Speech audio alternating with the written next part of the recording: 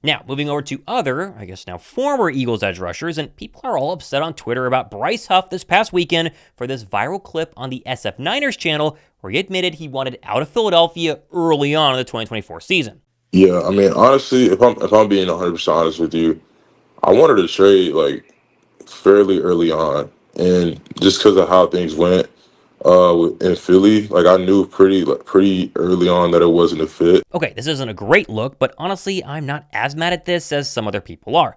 This doesn't surprise me really one bit. Hindsight being 2020, everyone could see that Huff didn't fit from literally the first few weeks of training camp. Reporters were always asking Vic Fangio why Huff wasn't starting, or why he wasn't getting run defensive reps, or heck, why was he playing as the only starter in the preseason game?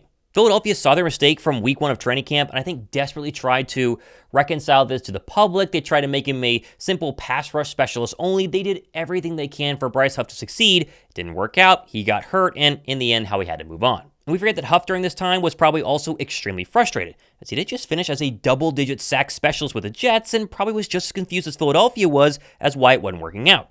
Did he have the right attitude all the time? Probably not. That's personally on him, but I do get being frustrated. As I said in the past, Bryce Huff simply did not work, as a lot of free agents don't throughout the National Football League. Was it his attitude? Was it the style, the scheme, Vic Fangio? Who knows? What I do know is that we're going to really find out if Bryce Huff is still a good player this year in San Francisco. He has the defensive coordinator, the head coach that he was under. The scheme reportedly is what he wants, but the good news is that Philadelphia, even though they did make a mistake, how he's not infallible, they were able to correct those mistakes, still actually have a loaded pass rush depth chart despite giving all that money to Huff and it not paying off.